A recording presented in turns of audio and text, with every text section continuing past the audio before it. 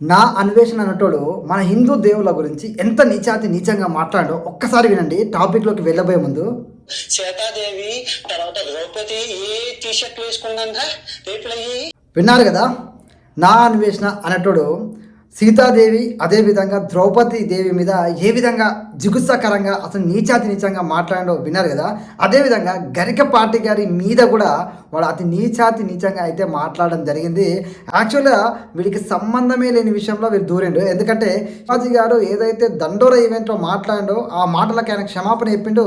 దాని మీద అనసూయ గారు కానీ మిగతా హీరోయిన్ కానీ ప్రకాష్ రాజ్ కానీ నాగబాబు కానీ ఇలా చాలా మంది రియాక్ట్ అవుతారు. అయితే శివాజీ ఏకంగా ఉమెన్ కమిషన్ ఏదైతే ఉందో వాళ్ళ ముందు హాజరైండు. తర్వాత కూడా చాలా క్లారిటీ ఇచ్చిండు, నేను ఆ ఉద్దేశంతో అనలేదని చెప్పేసి ఆయన మాట్లాడు. అయినా సరే ఆ తర్వాత వీనికి సంబంధం లేకున్నా వీడు ఇంటర్ఫియర్ అయ్యి ముఖ్యంగా గరికపాటి గారిని ఉద్దేశిస్తూ అతి జిగుత్సాకరంగా అసలు మాట్లాడడానికే ఆ మాటలు చెప్పలేనంతగా వీడైతే ఎంత జిగుత్సాకరంగా మాట్లాడాడు.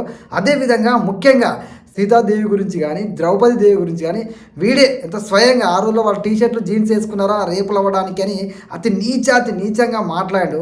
ఆ మాటలకి వీడికి ఎంత సమాధానం చెప్పాలంటే నిజంగా వీడు అరే ఒకటి తెలుసుకోరా ఫస్ట్, నువ్వు సీతాదేవిని రావణాసుడు లాంటి రాక్షసుడే ఆమె కాలి కంటిన దుమ్మును కూడా టచ్ చేయలేకపోయాడు. అది సీతాదేవి గారి యొక్క గొప్పతనం రా.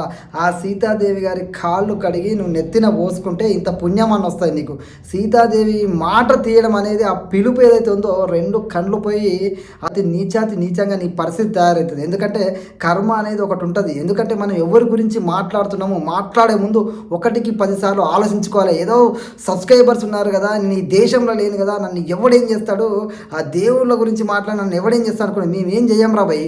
కానీ ఆ దేవుడు నిజంగా సీతామ్మ వారి గురించి మాట్లాడినావు కదా, నీ కళ్ళు పోతాయి, అది గుర్తుపెట్టుకో. ఎందుకంటే ఆమె గురించి మాట్లాడే అర్హత నీకెక్కడిదిరా, అసలు ఏం మాట్లాడుతున్నావో నీకు అర్థమవుతుందా? ద్రౌపది దేవి గురించి మాట్లాడతావా? ద్రౌపది వస్త్రాపహరణం జరుగుతుంటే ఆ సాక్షాత్తు ఆ విష్ణుమూర్తి అవతారమైనటువంటి శ్రీకృష్ణుడు వచ్చి అండగా నిలబడ్డాడు. ఆ శ్రీకృష్ణుని సోదరురా ద్రౌపది. ఆ కురుక్షేత్ర యుద్ధం ఎంత పెద్ద ఎత్తున జరిగిందో నీకు తెలియదారా? తెలుసుకోరా. ఎందుకు శ్రీకృష్ణుడే అండగా నిలబడ్డ ద్రౌపది దేవి గురించి నువ్వు ఇంత నీచంగా, సీతాదేవి గురించి ఇంత నీచంగా ఎట్లా మాట్లాడనిపించిందిరా? అసలు వేరే దేశంలో ఉంటున్నా కదా, నన్ను ఎవడు ఏమి చేస్తాడని నువ్వు అనుకున్నావేమో బిడ్డ. నువ్వు ఉన్న చోట కూడా హిందువులు భారతీయులు ఉంటారన్న విషయాన్ని నువ్వు మర్చిపోతున్నావు. హిందూ దేవుళ్ళ జోలికి వస్తే నిన్ను అంత ఈజీగా వదిలేస్తారా? ఒకసారి ఆలోచన చేయి. నువ్వు బయట దేశం ఉన్నావా ఎక్కడున్నావా, అక్కడ కూడా మనోళ్ళు ఉంటారా? మనోళ్ళు లేని దేశమే లేదు. నీకు ఖచ్చితంగా బుద్ధి చెప్తారు, ఖచ్చితంగా నువ్వు చెప్పు దెబ్బలు తింటావు. అదేవిధంగా నువ్వు ఎక్కడున్నా నువ్వు ఇండియాకు ఒక రోజు అంటూ వస్తావు, అది ఖచ్చితంగా జరుగుతుంది. ఖచ్చితంగా నిన్ను ఇండియాకు తీసుకొచ్చే ప్రయత్నం చేస్తారు. ఆ రోజు నువ్వు ఇండియాకు వచ్చిన రోజు నిన్ను ప్రతి గల్లీ తిప్పుకుంటా నిన్ను ఒక గాడిద మీద ఊరేగించి మరి చెప్పుల దండేసి ఊరేగిస్తారు, గుర్తుపెట్టుకో. ఎందుకంటే నువ్వు ఏం మాట్లాడినా, నువ్వు ఈ పిచ్చి వేషాలు వేసినా, నువ్వు ఏం మాట్లాడినా అది ఎవరైనా వదిలేస్తారు. కానీ ఈ దేవుళ్ళ జోలికి వస్తే మాత్రం నేను వదిలిపెట్టరు, అది మాత్రం రాసి పెట్టుకో. ఎందుకంటే నువ్వు మాట్లాడింది చాలా తప్పు. అట్లా మాట్లాడడం అనేది నీకు నువ్వు ఒకసారి ఆలోచన చేసుకో. సరే, ఒక డ్రెస్ గురించి శివాజీ మాట్లాడితే నువ్వు శివాజీనో లేకపోతే మిగతా వాళ్ళనో కామెంట్ చేసుకో. ఆ గరికపాటి గారు అంటే ఏందిరా అంత పెద్ద ఆయన వయసు, ఆయన అనుభవం అంత లేదురా నీ వయసు. నువ్వేదో విదేశాలు తిరుగుకుంటా ఏదో సాధించినట్టు, ఏదో పొడి చేసినట్టు ఏం మాట్లాడుతావు? నువ్వే పెద్ద జ్ఞానిలాగా. ఆ గరికపాటి గారి జ్ఞానం ముందు నువ్వెంత, నీ బతుకెంతరా? అసలు నువ్వు గరికపాటి గారిని అనే అంత అదా నీకుందా?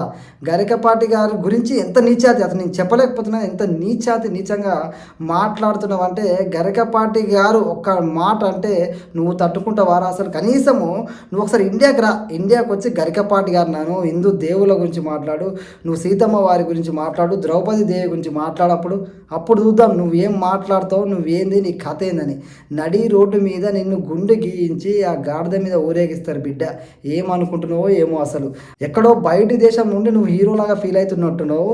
ఈ దేశం రావడానికి భయపడే పిరికి పందవి నువ్వు కూడా ఏది పడితే అది మాట్లాడతా అంటే నీకేదో ఫాలోవర్స్ సబ్స్క్రైబర్స్ ఉన్నారు, ఏది పడితే అది మాట్లాడతా 4 డబ్బులు వస్తాయని చెప్పి నువ్వు అనుకున్నావు బిడ్డ. నీ సబ్స్క్రైబర్స్ అంతా వెనక్కి పోతారు, గుర్తుపెట్టుకో. నీకు ఖచ్చితంగా నువ్వు ఏ దేశంలో ఉన్నావో ఆ దేశంలోనే ఖచ్చితంగా హిందూ సోదరులు నీకు బుద్ధి చెప్తారు, గుర్తుపెట్టుకో. నేను ఏం చేసినా అర్థం, నన్ను ఎవరు చూస్తున్నారో నువ్వు అనుకున్నావు. ఖచ్చితంగా గుర్తుపెట్టుకో, కర్మ అనేది ఒకటి ఉంటుంది, అది నిన్ను విడిచిపెట్టది. ముఖ్యంగా నువ్వు ఎవరి జోలికి పోవద్దనుకున్నావు, నువ్వు ఎవరి జోలికి జోలికి పోయినావో నీకు ఖచ్చితంగా తెలిసే రోజు వస్తుంది. ఖచ్చితంగా సీతమ్మ వారి జోలికి పోయినావు, ద్రౌపది దేవి జోలికి పోయినావు, నీ కళ్ళు పోతాయి. గుర్తుపెట్టుకో, నీ కళ్ళు పోతాయి. అట్లా మాట్లాడడం అనేది ముమ్మాటికి తప్పు. ఆ దేవతల కాలి గోటి కంటే దుమ్ముతో సమానం రా నువ్వు. ఆ దేవతల కాళ్ళను ముట్టుకొని ఆ నీళ్లు నెత్తి మీద అల్లుకో, ఇంత పుణ్యం అని వస్తుంది. వాళ్ళ గురించి మాట్లాడ అనవసరంగా నువ్వు ఏదో పెద్ద మేధావిలా ఫీల్ అవుతున్నావో నిన్ను నువ్వు పాతాళానికి తొక్కేసుకున్నావు. అది గుర్తుపెట్టుకో. ఖచ్చితంగా నువ్వు ఏదైతే మాట్లాడినావో ఆ మాటలకు క్షమాపణ చెప్పి ఆ దేవతల కాళ్ళు మొక్కి నిజంగా చెప్పాలంటే తప్పైంది అని చెప్పేసి క్షమించమని వేడుకో. అట్లనే బతికిపోతావు. లేదంటే కర్మ అనుభవిస్తూ అది నిన్ను ఏది వదిలిపెట్టినా కర్మ అనేది నిన్ను వదిలిపెట్టదు. ఇది మాత్రం గుర్తుపెట్టుకో బిడ్డ. మీ అభిప్రాయాన్ని కూడా కామెంట్లో తెలియజేయండి. జై హింద్.